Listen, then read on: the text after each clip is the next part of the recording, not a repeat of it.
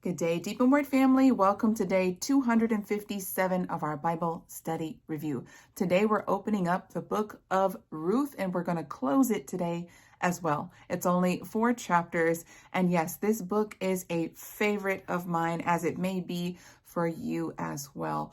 Ultimately, hopefully you see the redemption inside of this story. Hopefully you see that we are a picture of Ruth and Boaz is a picture of our great Redeemer, Yeshua. But let's open up in chapter 1 and start reading about this wonderful story. Let's start in verse 1. It says, "In the days when judges ruled." Now, mind you, in the book of Judges, everyone did what was right in their own sight. So this was a rough time in history for Israel as a whole. And it says there was a famine in the land. And we know that famine in the land is tied to disobedience, right? It's tied to the curse of the covenant for walking away from his righteousness. So at this moment in time, there's a famine in the land, all right? And so it says, "And a man from Bethlehem in Judah went to live in the land of Moab, he and his wife and his 2 sons. The name of this man was Elimelech, the name of his wife Naomi, and the name of his 2 sons Mahlon and Chilion. They were Ephrathites from Bethlehem in Judah." Okay, and it says they went to Moab and lived there. Now, the Moabites were the ancient enemies of Israel, and the Moabites came about with one of Lot's daughters. Remember, this was still, I guess you can say, in the distant family of Israel, but Abraham had a nephew, Lot, and when they were fleeing from Sodom and Gomorrah, the 2 daughters, they lost their mother because she looked back. And so the 2 daughters did not want their father's name to fall dead and for him to not have a name in the earth. So they got their father drunk, and yes, they slept with their father, and both of them had sons. Well, the firstborn daughter, right, the firstborn, had a son, and she named him Moab. Just to backtrack and give you the history in case you forgot. And so now we see that they go to the land of the Moabites and they stay there for 10 years to weather out this famine that's in the land of Israel. And we see they stayed there for 10 years. Well, the husband of Naomi, he died, and her 2 sons died. But this was in the span of 10 years. Her 2 sons took 2 Moabite women as their wives, and one of those women is Ruth. Now we see in chapter 1 that Naomi hears that Yahuwah has blessed his people with food. So she wants to head back. She has nothing left. She doesn't have a husband. She doesn't have sons to cover her. She has no covering. So she wants to go back to her native land to see if maybe one of her kinsmen will redeem her. But her 2 daughters-in-law, who are now also without a covering, they want to go with her back to the land of Judah. But Naomi insists that they go back to their mother's house so that they could be properly cared for, and then maybe later on they could find another husband, another covering. Well, they cried and they wept, but Ruth was not willing to forsake her mother-in-law and allow her to travel alone. Ruth said, "Wherever you go, I will go, and your God will be my God." Ruth is a picture of us forsaking everything in the world to follow our Redeemer as well. These are further words of Ruth to her mother-in-law, Naomi. She's not willing to forsake her. She says, "Where you die, I will die, and there I will be buried." She says, "May Yahuwah do thus to me, and worse, if anything but death separates you from me."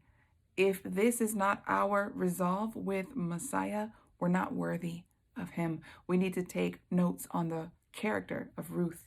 Let's pick up in verse 19 and finish out the rest of chapter 1. It says, "So they both went on until they came to Bethlehem," which means house of bread in Hebrew. It says, "When they came to Bethlehem, the whole town was stirred up because of them, and the women of the town asked, 'Is this Naomi?' But Naomi responded and said, 'Do not call me Naomi.'" Now, Naomi in Hebrew means pleasant or gentle one. She says, "Don't call me that." She says, "Instead, call me Mara," which means bitter. She says, "Because the Almighty has brought me great bitterness." She says, "I was full when I left here, but Yahweh has caused me to return empty." And so she's talking about her husband and her two children. She was full with the fruit of her womb. She was full with the covenant, promise with her husband. And now she's coming back with nothing. And she says, why should you call me Naomi when Yahweh has opposed me? Verse 22. So Naomi returned from the land of Moab with Ruth the Moabite, her daughter-in-law. They came to Bethlehem at the start of the spring barley harvest.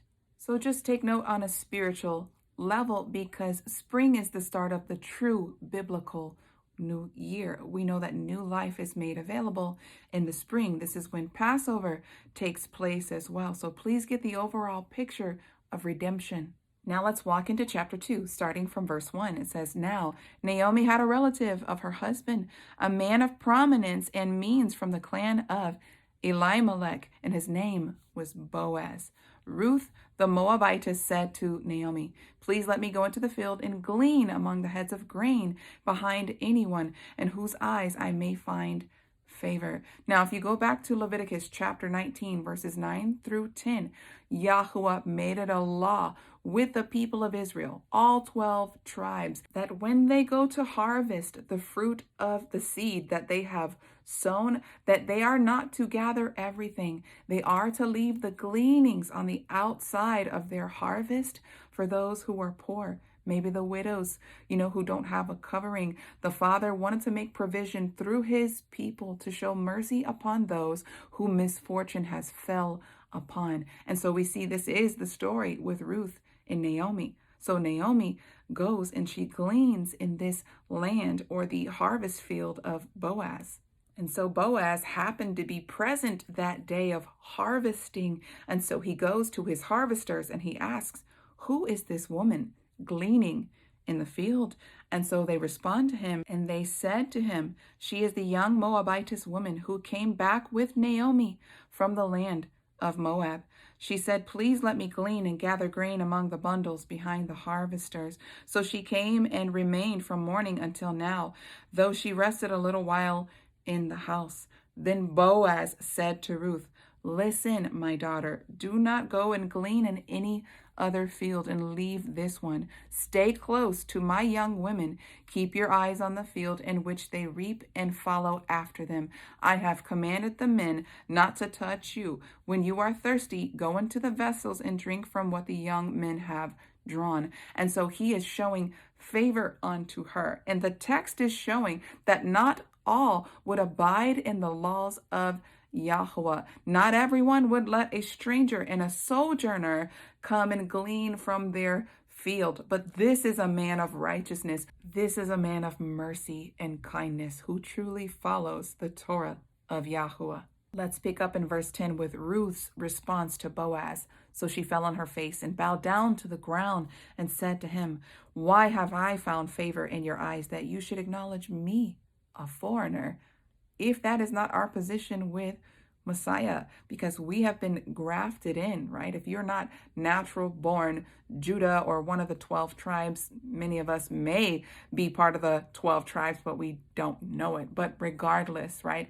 You have been drawn and made near, close to Yahuwah, and the promises made to the body of Israel because of Yeshua, because of the King Redeemer, right? Once you weren't the people, but now you are the people because of the blood that has brought you near to the promise. So Boaz responds in verse 11, and he says to her, I have been told all that you have done for your mother-in-law after the death of your husband, and how you left your father and your mother and your homeland and came to a people that you do not know.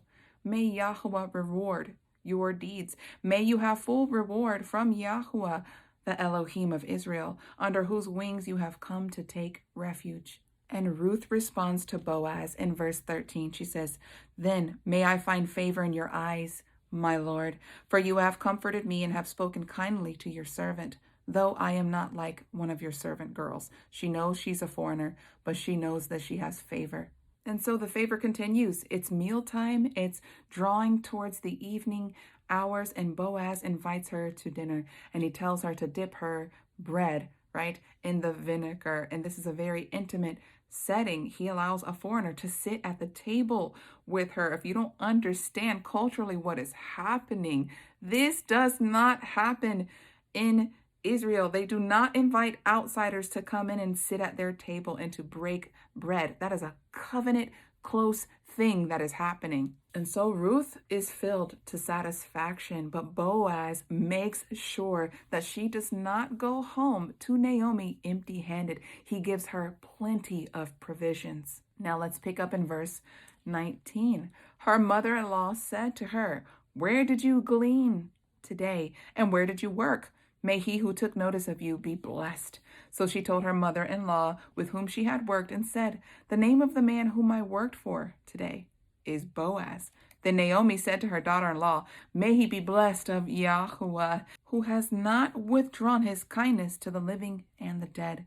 Naomi said to her, "This man is a close relative of ours, one of our redeeming relatives." Notice how Naomi isn't saying one of my relatives. She's saying one of our relatives because she still considers her family. She was married to her son. She's as good as a natural born daughter in Naomi's eyes. And so it says, Ruth said right here, "He even told me you should stay close to my servants until they have finished all of my harvest."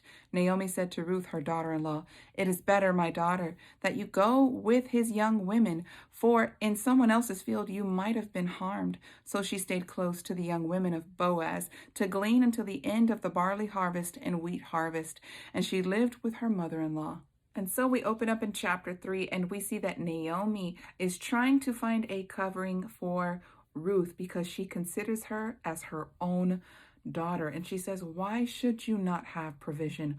Why should you not have a covering?" And so she sets out a plan for Ruth. And she says, this very night, all of the harvest that came from Boaz's field, he's going to be separating and sifting it tonight at the threshing floor.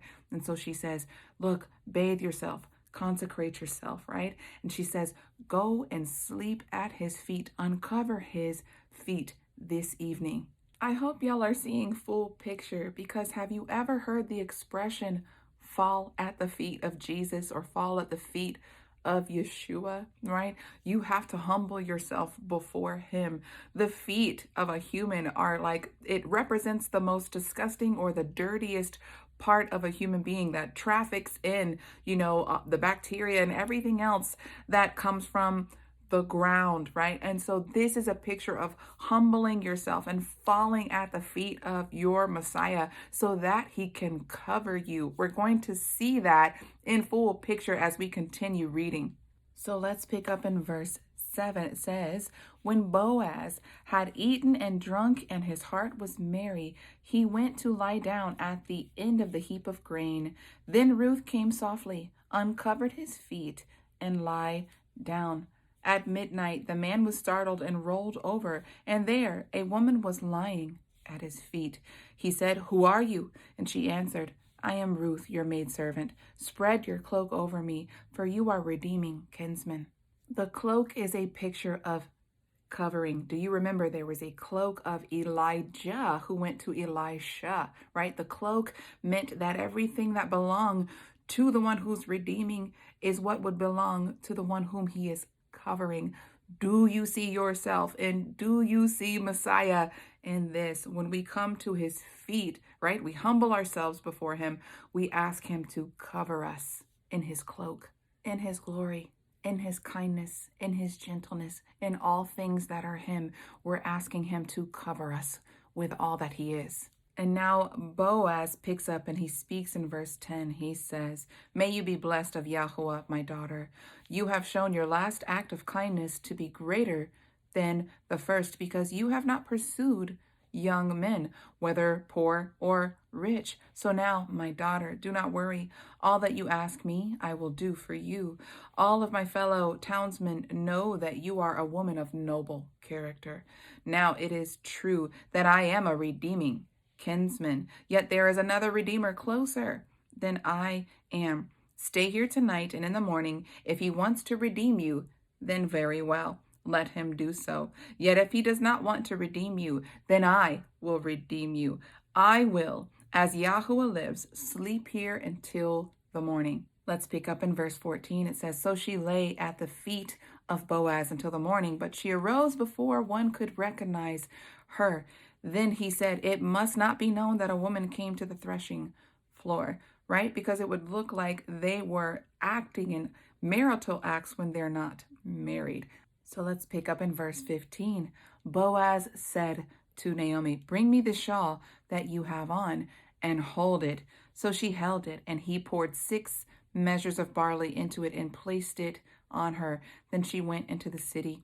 And so she went to Ruth, and he wanted to make sure that she did not go back empty-handed. He fills her as she goes. He is her provider, and she will not leave him empty-handed.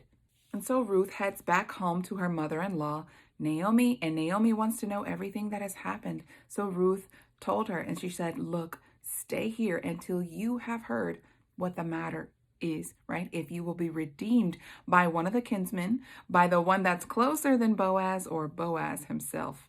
And now let's read chapter 4, starting with verse 1. So Boaz went up to the gate and sat down there. The gate of the city, which is where all of the men would come together and take counsel, or they would make major announcements at the gate of the city.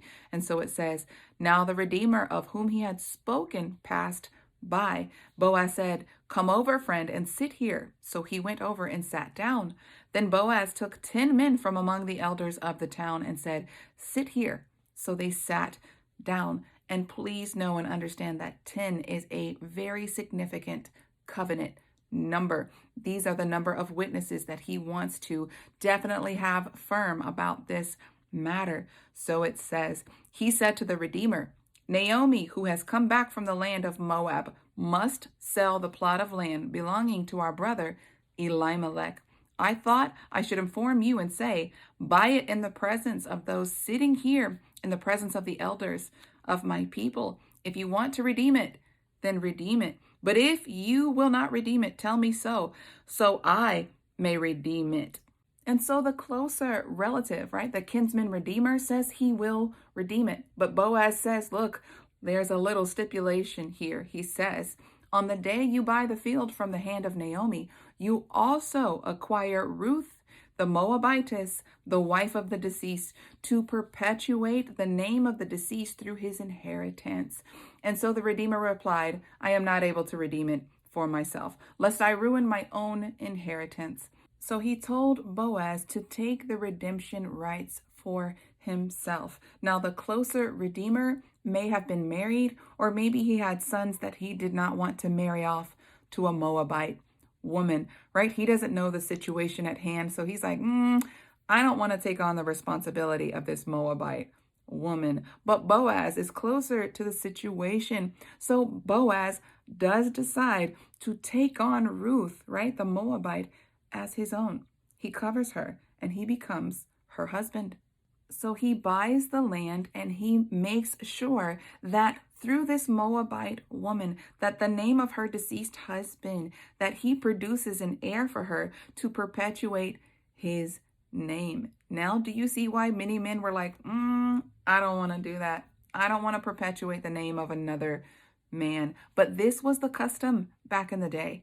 Let's pick up in verse 9. Then Boaz said to the elders and all of the people, You are witnesses here today that I have bought everything that belonged to Elimelech, Chilion, and Mahlon from Naomi. Moreover, I have also acquired Ruth the Moabitess, the wife of Mahlon, to be my wife, in order to preserve the name of the deceased man for his inheritance, so that his name will not be cut off from among his brothers or from his town. You are witnesses this day. Then all of the people who sat at the gate along with the elders said, We are witnesses. May Yahuwah make the woman who is coming to your house like Rachel and Leah. This is a blessing over the women of Israel that many Jewish people still practice to this day when they are blessing the woman of the house. And so they said, all together, may she build up the house of Israel. And so this is another blessing that they're speaking over Ruth an outsider that has been drawn near to the promises and the benefits. And so they say to her, may your house be like the house of Perez, whom Tamar bore to Judah. Now, I don't know if you remember this, but Tamar was the daughter-in-law of Judah, right? The man who was Judah. And so his son died, leaving her uncovered. And he promised her another one of his sons to cover her, but he never, ever went through with that promise. And so Tamar made her own provisions to sleep with her father-in-law, Judah. She became pregnant from him, and her son's name was Perez. And so they said, may you be blessed like Tamar, that you once who did not have a covering now have a covering, and you produce an heir. Now, if you want to go back and review this story, it is in Genesis chapter 38, or you can go back through the videos and review day 12. Let's pick up in verse 13. So Boaz took Ruth, and she became his wife. When they came together, Yahweh enabled her to conceive, and she bore a son. Then the woman said to Naomi, this is Ruth, to her mother-in-law, Naomi, blessed be Yahweh, who has not left you without a redeemer. May he become famous in Israel.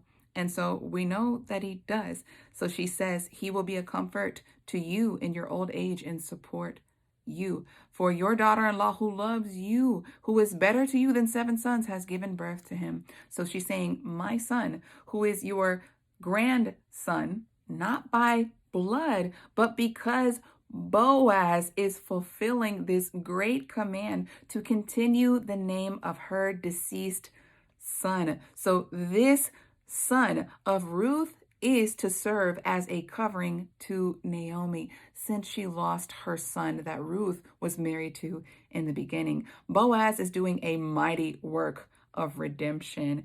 And so Naomi took the child and laid him on her lap and became his nurse.